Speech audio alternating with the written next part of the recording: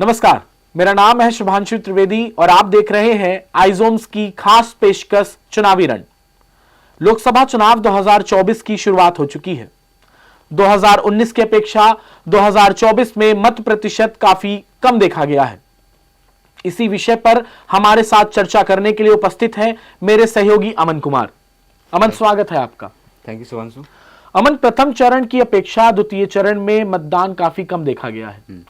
2019 की बात करें तो अगर हम साल दर साल इस पर देखें तो मत प्रतिशत कम होता जा रहा है, जबकि मत प्रतिशत बढ़ना चाहिए। तो इस विषय को आप किस रूप से देख रहे हैं? देखिए, इस बार जो 2024 लोकसभा चुनाव में जो कम मतदान हो रहे हैं, इसके पीछे कई कारण हैं। मैं एक एक कर सब पर जिक्र करता हूँ। सबसे बड़ा कारण तो ये है कि विपक्ष, देखिए, इंडिया अलायंस के रूप में एक साथ जरूर आया है, लेकिन उनके पास एक चेहरा नहीं है। तो जनता में ये मैसेज जा रहा है कि अगर हम विपक्ष को वोट दे भी दे तो फिर चुनकर कौन आएगा, हमारे पास कोई चेहरा है नहीं। और अगर आप देखें कि अलग अलग पार्टियां हैं, कांग्रेस है, आम आदमी पार्टी है, उसमें आरजेडी है और कई सारी डीएमके पार्टियां हैं, तो फिर अपने अपने सबके चेहरे हैं, जो उनके कार्यकर्ता हैं, सब चाहते हैं कि हम प्रधानमंत्री बनाएं। इसमें वो बंदर बाट वाली जो चीज़ है ना, वो दिखती है। तो लोगों में ये मैसेज नहीं जा रहा है कि अगर हम विपक्ष को वोट दे भी दे तो फिर चुनकर कौन आएगा। एक तो बड़ा कारण ये है, और जो कई कारण है, एक तो इस बार अगर देखें कि जो फसल की कटाई का मौसम है, तो जो जनता है, खासकर अगर हम हिंदी भारत की बात करें, जो उत्तरी भारत है उसकी बात करें, यहाँ पे अभी गेहूं की कटाई चल रही है। तो जो जनता है, जो ग्रामीण क्षेत्र में जनता है, वो फसल कटाई कर रही। अब उनके पास कोई चेहरा नहीं है। उनके लिए नरेंद्र मोदी एक तरह से न्यू नॉर्मल हो गए हैं, बीजेपी न्यू नॉर्मल होगी। उन्हें पता है कि विपक्ष अगर है नहीं तो फिर चुनकर कौन आएगा, नरेंद्र मोदी आएगा। अगर उन्हें बदलना भी हो तो कुछ उनके पास एक चीज़ नहीं है, तो वो वोट नहीं कर रहे हैं, अपना काम कर रहे हैं। और दूसरी एक और तीसरी वजह जो मुझे लगता है कि इस बार अगर आप गर्मी देखें, गर्मी बहुत ज़्यादा हो रही है। कई सारे जो शहर हैं वहाँ पे 40 डिग्री तक टेम्परेचर वो दर्ज किया गया है। तो लोग इस वजह से भी घर से बाहर नहीं निकल रहे हैं। अगर आपने न्यूज़ देख रहे होंगे, आप न्यूज़ में हैं, आप देखते होंगे कि जो 12-1 बजे तक है, जनता आ ही नहीं रही है। जो जहाँ वोटिंग हो रही है, जो बूथ पर जनता आ ही नहीं रही है। 1 2 3 4 बंदे दिखते हैं, लोग दिखते हैं, जनता दिखती है। तो ये कहीं ना कहीं इन सब कारणों की वजह से जो इस बार चुनाव है वो सुस्त है। आप वो उत्साह जो हम 19 में देखते थे या 2014 में देखते थे, वो उत्साह इस बार दिख नहीं रही है। आपने कहा कि लोग कम निकल रहे हैं। हमारा देश लोकतांत्रिक है, लोकतांत्रिक व्यवस्था के द्वारा संचालित है, जनता का शासन रहता है। हमारा संविधान इस बात का प्रारूप तय करता है कि जनता का शासन ही लोक शासन है, उसी पर आधारित सरकारें काम करती हैं। चुनाव आयोग अपनी विश्वसनीयता तो नहीं खो रहा है, या सरकारें अपनी विश्वसनीयता तो नहीं खो रही हैं। उसका सबसे प्रमुख कारण ये है कि जो सरकार चुनी जाती है, जैसे बिहार में एक सरकार चुनी गई, उसका गठबंधन एनडीए के साथ था, उससे मत प्रतिशत मिला, मुख्यमंत्री नीतीश कुमार बने। इसके बाद कुछ समय बाद उन्होंने एनडीए से अपने आप को दरकिनार किया। इसके बाद वो आरजेडी में चले गए, आरजेडी के साथ मुख्यमंत्री वही रहे, सरकार दूसरी रही। जनता ने एनडीए को चुना। ऐसे में या तो सरकार ऐसा कोई प्रारूप तय करे कि एक ऐसी संगठित चीज होनी चाहिए जिसमें क्राइटेरिया तय हो कि इस मापदंड के अनुसार इन्हें बाहर कर देना चाहिए। ऐसा कुछ चुनाव आयोग या भारतीय सरकार कुछ प्रारूप तय कर रही है कि इसके अनुसार इन्हें दंड संहिता के रूप में इनको बाहर किया जाए या इनको निकाल देना चाहिए? आपने बहुत वाजिब सवाल उठाया है। देखिए, नीतीश कुमार की अगर हम जिक्र करें तो वो पहले 2005 में जब वो चुनकर आए थे तो वो एनडीए के साथ में थे। और 2005 से 10 के बीच में अगर आप बिहार की किसी भी जनता से पूछेंगे, वहाँ के लोग से पूछेंगे, नीतीश कुमार ने बहुत अच्छा काम किया था। बिहार में सड़कें नहीं थी, पुल पुलिया कुछ नहीं था। और अगर मैं बिजली की बात करूँ तो बिजली थी ही नहीं। वहाँ पे गलती से शहरों में 2-3-4 घंटे बिजलियाँ आती थी। लेकिन जब नीतीश कुमार चुनकर आए 2005 में, 2005 से 10 तक उन्होंने बहुत अच्छा काम किया। लेकिन फिर जब वो दूसरे टर्म में चुनकर आए तो उनका काम पर फोकस कम हुआ। वो सत्ता में बने रहने की कोशिश ज़्यादा कर रहे थे। और ऐसा मैं इसलिए कह रहा हूँ कि 2013 में जब लोकसभा चुनावों की तैयारी स्टार्ट हो गई थी तो विपक्ष जो उस वक्त का जो विपक्ष था, इस बार अभी ये सत्ता में है, यानी कि भाजपा एनडीए, वो उन्होंने नरेंद्र मोदी को चेहरा बनाया। तो नीतीश कुमार जो थे इसका विरोध कर रहे थे। उनका एक तरह से मंशा कहें या उनकी इच्छा होगी कि हमें प्रधानमंत्री पद दिया जाए, उनका उम्मीदवार बनाया जाए। लेकिन ऐसा हुआ नहीं, इंडिया की तरफ से नहीं हुआ, नरेंद्र मोदी को चेहरा बनाया गया। तो उन्होंने पार्टी छोड़ दी थी, इंडिया का साथ छोड़ दिया था। फिर उन्होंने चुनाव लड़े। 2014 में नरेंद्र मोदी सत्ता में आए तो फिर उन्होंने क्या करा कि उन्होंने महागठबंधन 2015 में उन्होंने महागठबंधन बनाया कांग्रेस आरजेडी के साथ में। सरकार इनकी आई, लेकिन जीते ये, सरकार इन्होंने बनाया, 2.5 साल के आसपास सरकारें चली और फिर 2017 में इन्होंने महागठबंधन का साथ छोड़ दिया, ये पुनः एनडीए में चले गए। 2019 में फिर से चुनाव होता है, 20 में चुनाव होता है, फिर एनडीए जो है वो जीत जाती है, लेकिन ये ज़्यादा दिन तक बने नहीं रहते, 22 तक रहते हैं और फिर छोड़कर ये महागठबंधन में आ जाते हैं। फिर आपने यहाँ 17 महीने रहे और फिर वापस वो एनडीए में चले गए। तो यहाँ जनता को ये है ना कि हम चुन किसी और को रहे हैं, मुख्यमंत्री कोई और बन जा रहा है, और जिसको हम वोट दे रहे हैं वो तो हमारा जो रिप्रेजेंट कर ही नहीं रहा। तो एक तो वो नाराज़गी है और लोगों को कहते हैं उत्साह नहीं है। जैसा कि मैंने पहले ही जिक्र किया कि विपक्ष का कोई चेहरा नहीं है और लोगों के लिए भाजपा और नरेंद्र मोदी एक न्यू नॉर्मल हो गए हैं। तो एक उत्साह इस वजह से भी नहीं है। और आपने जहाँ तक जिक्र किया कि चुनाव आयोग कोई कानून बनाए, देखिए इस पर चुनाव आयोग कोई कानून नहीं बना सकती। अगर कानून बनाना है तो संसद बनाएगी।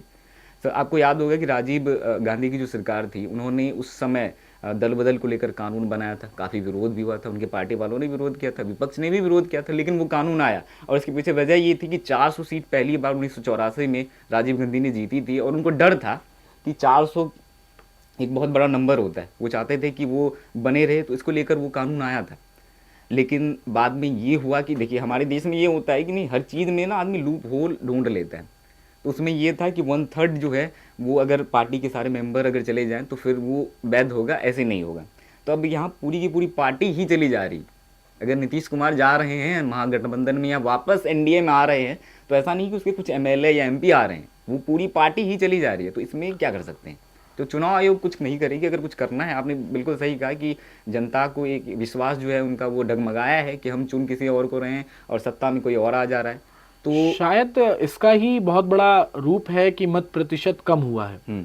2019 में जो लोग चुन के आए थे उसमें 70 से 80 सीटें ऐसी थी लोकसभा की जिनमें चुनाव का या जीत का जो अंतर था वो मात्र 5 से 10 हजार का था। इस बार मत प्रतिशत कम हुआ है। तो आपको क्या लगता है कि जो मत प्रतिशत कम हुआ है, महागठबंधन एक स्तर पर एकजुट हो चुका है, एनडीए एक अलग कोना जो पहले था वही है, इसमें नुकसान किसको होगा और फायदा किसको होगा? देखिए फायदे नुकसान की बात है नहीं, अगर लेकिन कहा जाए तो एक तरह से जो वर्तमान में सत्ता जिसकी है, नुकसान उसको है क्योंकि सबसे बड़ा दल वो है, सबसे ज़्यादा एमपी उसके हैं, सांसद उसके हैं, तो नुकसान उन्हीं का है। और अगर आप बात कर रहे हैं कि कुछ ऐसे सीट थे जो, जैसे मैं आपने राजस्थान का जिक्र किया कि कुछ ऐसे सीटें जहाँ पे 5,000 10,000 का फासला था, जो दूसरे नंबर पे थे और पहले नंबर पे थे, और ये सारी सीटें अक्सर जो ज़्यादातर सीटें भाजपा ने जीती थी। और इस बार जिस तरह से उत्साह कम है क्योंकि विपक्ष और पक्ष के जो आप दावे सुनेंगे तो वो जहाँ विपक्ष कहता है कि मेरे जो वोटर्स हैं, हमारे जो वोटर हैं वो तो मतदान करने आ रहे हैं, लेकिन जो युवा हैं, जो बेरोजगार है, जो गरीब है, दलित हैं, उनका मोह जो है वो भाजपा सरकार से भंग हो गया, नरेंद्र मोदी से भंग हो गया है, तो वो मतदान करने नहीं आ रहे। ये विपक्ष के जो अपने दावे हैं। वहीं नरेंद्र मोदी या भाजपा के जो अन्य नेता हैं वो अलग दावे करते हैं। वो कहते हैं कि जो जितनी भी जनता आ रही है वो हमें ही वोट कर रही है, विपक्ष को नहीं जा रहा है। तो दावे अलग अलग हैं। नुकसान या फ़ायदा किसका होगा, खैर अभी तो कहते हैं ना कि ये ज़्यादा कह देना बहुत जल्दीबाजी हो जाएगी। तो 4 जून को देखते हैं कि नुकसान किसका होगा और फ़ायदा किसका। प्रथम चरण पर चुनाव कंप्लीट हुआ, 108 सीटों पर मत पड़े। दूसरे चरण में 88 सीटों पर मत पड़े। टोटल 200 सीटें ऐसी लोकसभा की हैं जिस पर मतदान हो चुका है जी। इसमें अधिकतर जो क्षेत्र है उत्तर प्रदेश, राजस्थान, मध्य प्रदेश, जहां पर भारतीय जनता पार्टी की सरकार है, मजबूत भी है वहाँ। युवा वर्ग भी वहां पर अधिक है अगर हम अपेक्षाकृत करें। और सबसे कम मत प्रतिशत अगर कहीं रहा है, सबसे कम मतदान अगर ये कहीं हुआ है तो वो उत्तर प्रदेश में हुआ है, बिहार में हुआ है, राजस्थान में हुआ है, मध्य प्रदेश में हुआ है। तो क्या ये मान सकते हैं कि युवा शक्ति बेरोजगारी और महंगाई को लेकर इतनी त्रस्त हो चुकी है कि वो मतदान का विरोध कर रही है या मतदान करने के लिए आगे नहीं आ रही है, जबकि वहां पर डबल इंजन की सरकार है, इसके बावजूद उनकी स्थिति ये है कि वो मतदान के लिए ना प्रेरित हो रहे हैं ना आने की कोशिश कर रहे हैं? देखिए इसके पीछे अगर आप जो राजनीतिक विशेषज्ञ हैं उनका ये मानना होता है कि जब कम मतदान हो रहा हो तो आप ये समझ जाइए कि सत्ता रिपीट हो रही है। तो इस तरह भी डिफाइन कर सकते हैं। लेकिन पिछले कुछ अगर आप वर्षों में देखें तो ये ट्रेंड थोड़ा बदला है, ऐसा नहीं है। जो हम जो मीडिया एजेंसी के जो एग्जिट पोल या प्री पोल आते थे उसको लेकर भी एक था कि हाँ जो आया है वो लगभग होगा, लेकिन आप देखें कि जो आंकड़े हैं वो गलत होते हैं। तो ये जो एक धारणा है लोगों का कि अगर कम मतदान हो रहा है, जो कि बीजेपी वाले कह भी रहे हैं कि कम मतदान हो रहा है तो सरकार रिपीट हो रही है, ऐसी धारणा कुछ वर्षों में अगर हम देखें तो वो धाराशाही हुई है। तो आज जहाँ तक आपने बेरोजगारी की बात की या महंगाई की बात की, तो मुद्दा है बेरोजगारी के आंकड़े कुछ दिन पहले एक जारी हुआ था, जिसमें अब मैं आपको बताऊं, आपको जानकर आप चौंक जाएंगे कि जो देश में कुल बेरोजगारी है उसमें से 83% जो है वो युवा है। आप कहते हैं कि हमारा जो देश है वो युवाओं का देश है, हम युवाओं के लिए काम कर रहे हैं, क्योंकि युवाओं को भविष्य बताया जाता है। कोई भी अर्थव्यवस्था में अगर सबसे बड़ी किसी की हिस्सेदारी होती है, किसी का योगदान होता है, तो युवा होते हैं। और अगर हमारे देश में 100 अगर बंदे, 100 अगर जनता बेरोजगार है, उसमें 83 अगर युवा ही हैं, तो फिर ये तो कोई भी सरकार हो, चाहे वो भाजपा की हो या किसी और की सरकार हो, तो ये सीधे तौर पर उस सरकार की नाकामी है। और अगर युवा वोट करने नहीं आ रहे हैं तो मुझे लगता है कि उनको निकलना चाहिए, क्योंकि आप वोट नहीं करेंगे इससे कुछ फ़ायदा तो है नहीं। अगर आप चाहते हैं कि आपकी समस्या जो है उसको सरकार उसको सॉल्व करे, उसको पटल पे लाए, सामने आए लोगों को, तो आपको वोट करना चाहिए। और आपको जो लगता है कि जो पार्टी आपके इन समस्याओं को सॉल्व कर सकती है, तो उसको वोट करिए, निकलिए। आप अगर नाराज़गी जताना चाहते हैं तो आपको 5 साल पे एक मौका मिलता है, और यही मौका है कि आप अपनी नाराज़गी को जता सकते हैं, आप अपने अधिकार का प्रयोग करें। मेरा तो ये मानना है। जैसा भी आपने बोला कि मत प्रतिशत अगर कम हो तो सरकार रिपीट होती है, लेकिन वहीं अगर हम देखें बंगाल की स्थिति, तो मत प्रतिशत लगातार बढ़ रहा है। इसके बाद भी ममता बनर्जी वहां पर अपना स्थापित बनाए हुए हैं। सरकार इस थ्योरी पर तो कार्य नहीं करती कि मत प्रतिशत अगर कम रहा तो सरकार रिपीट होगी। बहरहाल 2014 में लोकसभा चुनाव में नरेंद्र मोदी बेरोजगारी, महंगाई, भ्रष्टाचार और राम मंदिर के मुद्दे के साथ में चुनाव लड़े थे। 2019 में बालाकोट एक बहुत बड़ा चुनावी मुद्दा हुआ। बहुत बड़ा मुद्दा। 2024 में नरेंद्र मोदी किस मुद्दे पर जनता के सामने जा रहे हैं? अगर वो काम के नाम पर जा रहे हैं तो सीधे काम के नाम पर वोट नहीं मांगा जा रहा, डेवलपमेंट के नाम पर वोट नहीं मांगा जा रहा, बेरोजगारी के मामले पर वोट नहीं मांगा जा रहा, रोजगार के मामले पर। तो सरकार किस मुद्दे को लेकर के 2024 के चुनाव में जनता के सामने जा रही है? देखिए, इसको समझने के लिए आपका सवाल बहुत वाजिब है, लेकिन इसको समझने के लिए हमें देखना होगा कि जब सरकार, कोई भी पार्टी सरकार में होती है तो वो खुद को डिफेंड कर रही होती।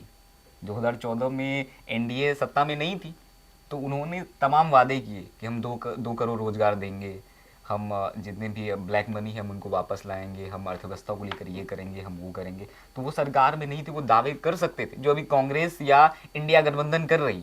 उन्होंने जो कहा है कि जो गरीबी रेखा से नीचे हैं हम उनको महीने का 8500 रुपये देंगे और साल के 1 लाख रुपए देंगे। अब उन्होंने ये नहीं बताया है कि कितने लोगों को देंगे। ये लूप होल हमेशा रहता है। यही खेल भाजपा ने भी किया था। उन्होंने कहा था हम रोजगार देंगे, कितने देंगे, 2 करोड़ देंगे, कब देंगे, कैसे देंगे, कोई नहीं था। तो ये हमेशा हर पार्टियां करती है, जब सत्ता में होती है तो वो खुद को डिफेंड कर रही थी। क्योंकि अभी अगर आप नरेंद्र मोदी या भाजपा ये कहे कि हम आने वाले समय में हम 2 करोड़ रोजगार देंगे, तो फिर उनसे सवाल ये किया जाएगा कि आप 10 साल से हैं, आपने कितने रोजगार दिए। लेकिन कांग्रेस से ये सवाल नहीं होगा, क्योंकि वो सत्ता में नहीं है। तो सत्ता में वो डिफेंड करती है, और जो बाहर है वो बहुत सारे वादे करते हैं कि उनको कुछ बताना नहीं है, उनसे जवाब नहीं पूछे जाएंगे, सवाल नहीं किए जाएंगे। तो आपने जहाँ तक बात की कि विकास पर बात नहीं हो रही है, तो बात हो रही है। आप तमाम जो भाजपा के मंत्री हैं उनको देखिए, वो आपको गिनवा देंगे कि हमने जो 2014 में 90,000 किलोमीटर हाईवे था, हमने 1,40,000 करोड़ किलोमीटर कर दिया।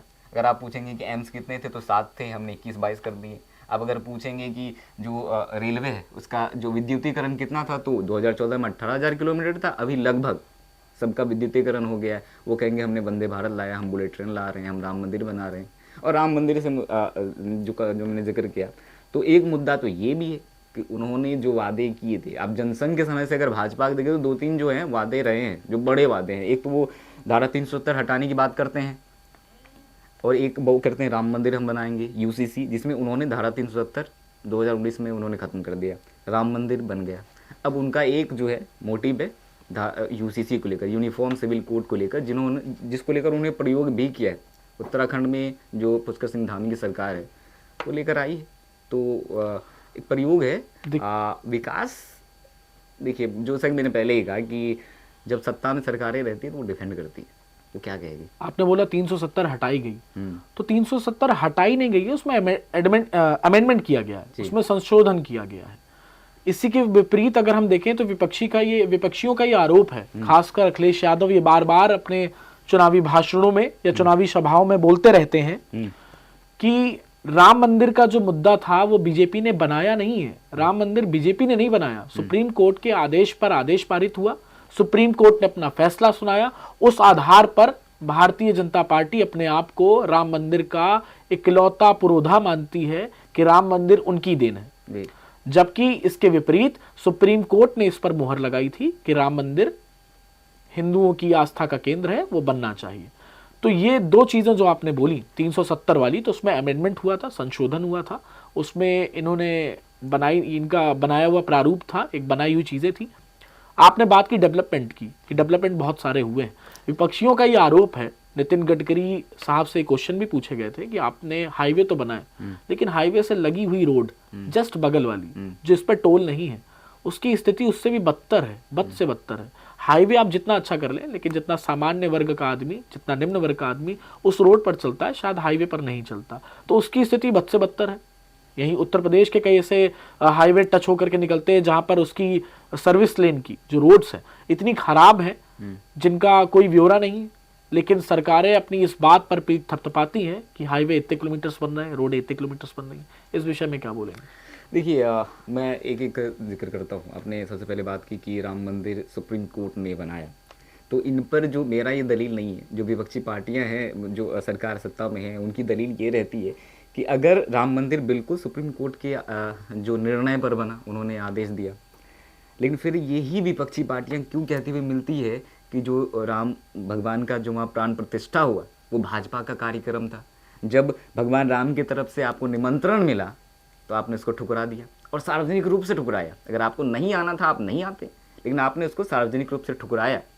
तो फिर अगर ये सुप्रीम कोर्ट के आदेश पर बन रहा था तो फिर आपने क्यों ठुकराया?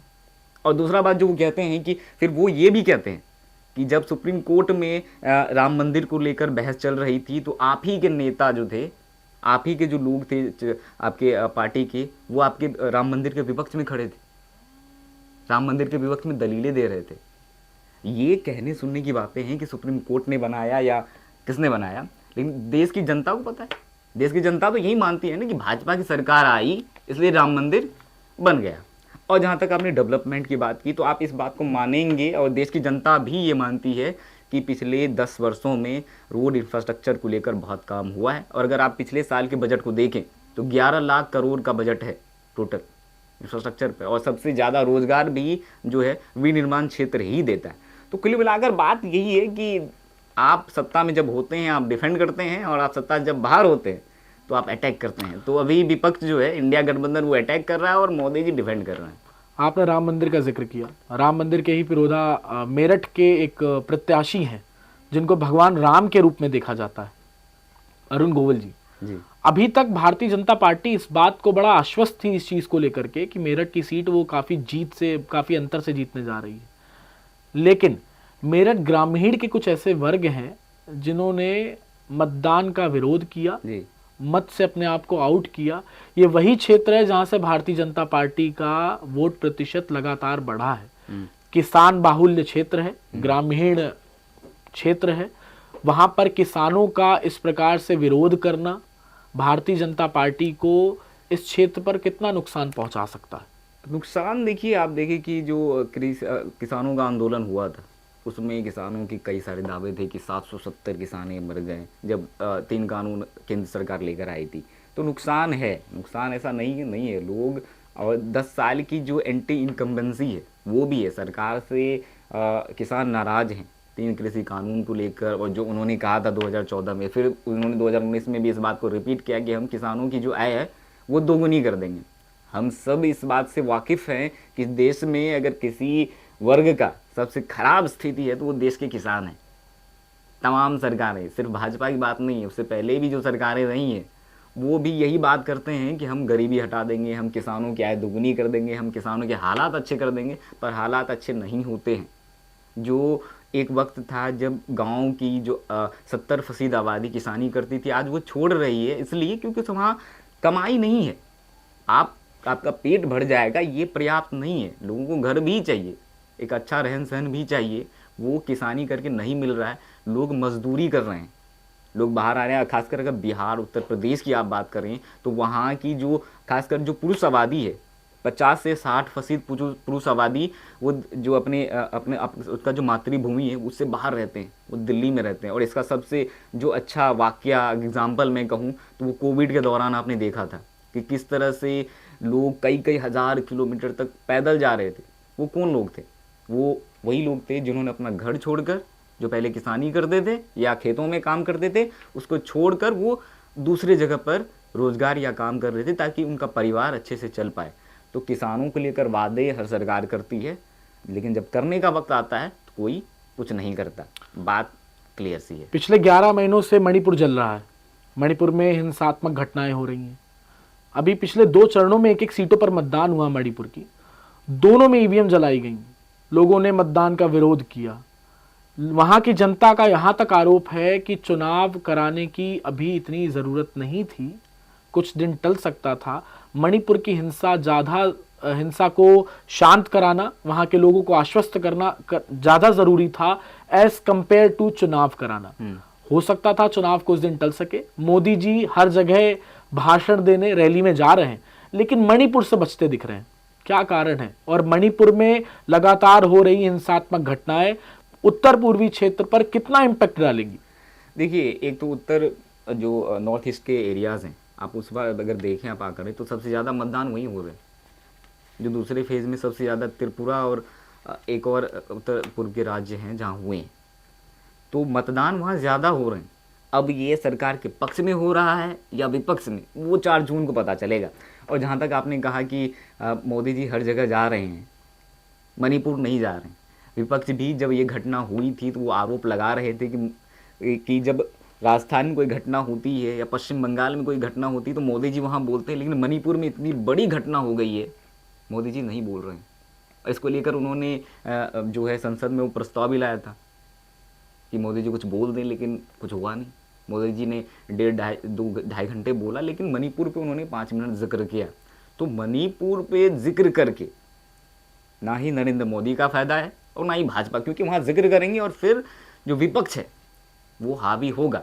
तो मोदी जी कभी नहीं चाहेंगे जो अभी माहौल है देश का, वो थोड़ा बहुत अगर हम कहें उनके लिहाज से तो वो उनके पक्ष में है, वो पक्ष बदल जाए। और इससे सीधे अगर नरेंद्र मोदी मणिपुर पर बोलते हैं तो इससे अगर किसी का नुकसान है तो वो सीधे तौर पर भाजपा का है, और अगर किसी का फायदा है तो वो इंडिया गठबंधन का। तो कोई पार्टी का नेता, कोई मुख्यमंत्री या प्रधानमंत्री या कोई कुछ भी हो, क्यों चाहेगा कि उसका नुकसान हो जाए? चलिए, आखिरी में केवल एक प्रश्न आपसे कि 2024 लोकसभा चुनाव में नरेंद्र मोदी और भारतीय जनता पार्टी 400 पार के नारे को प्रशस्त करती दिख रही थी, उसमें कितनी सच्चाई है? क्या 400 पार वाकई हो रहा है, या महागठबंधन इस बार इंडिया शाइनिंग के मुद्दे को या इंडिया शाइनिंग द्वारा अपने आप को स्थापित करने पर कामयाब रहेगा? आपने जिक्र किया 400 पार का, उन्होंने नारा दिया है। ये देखिए 400 पार हो रहा है या नहीं हो रहा, मैं इस पर बाद में आता हूँ, लेकिन सबसे पहले ये एक मानसिक रूप से खेलने वाली चीज़ें थी। उन्होंने साइकोलॉजिकल रूप से खिलवाड़ किया है लोगों के साथ, या कहें कि उन्होंने अपनी एक दाव चली है। आप देखिए कि जब से पहले 400 का नारा देने से पहले क्या जिक्र चल रहा था कि इंडिया अलायंस को कितना सीट आएगा या भाजपा को कितना आएगा, लेकिन जब से उन्होंने 400 का नारा दिया, जिक्र चाहे वो मीडिया हो या सोशल मीडिया हो या चाय का नुक्कड़ हो, जिक्र ये चल रहा है कि 400 आएगा या नहीं। तो आदमी ने पहले ही मान लिया है कि इस बार भाजपा 400 आए ना आए लेकिन उसके आसपास आएगी। जिक्र ये चल रहा है कि 400 के आसपास आएगी, 400 आएगी नहीं आएगी। पहले जो 2019 में 303 सीटें भाजपा ने जीती थी उतनी आएगी या उससे ज़्यादा आएगी। तो यहाँ विपक्ष है नहीं, विपक्ष का जिक्र नहीं चल रहा है कि विपक्ष सत्ता में आएगी। जिक्र ये चल रहा है कि आएंगे तो मोदी जी ही, कम से आए या ज़्यादा से आए। चलिए, बहुत बहुत धन्यवाद। तो ये थे हमारे साथ अमन कुमार, जिनसे हमने जाना लोकसभा चुनाव के हर एक क्रम के बारे में, लोकसभा चुनाव के आगामी चरणों को लेकर के क्या रणनीति रहेगी भारतीय जनता पार्टी और महागठबंधन के मध्य में। उत्तर पूर्वी क्षेत्र में भारतीय जनता पार्टी अपने स्थापित को बरकरार रख पाएगी, युवा बेरोजगारी और भ्रष्टाचार के मुद्दों से ऊपर उठ करके मतदान के प्रतिशत को बढ़ाएंगे। इन सभी विषयों पर गहन जानकारी दी इन्होंने। आगे इसी प्रकार के विश्लेषण हम आपके लिए लाते रहेंगे। जानने के लिए बने रहिए आइज़ ऑन न्यूज़ पर। धन्यवाद।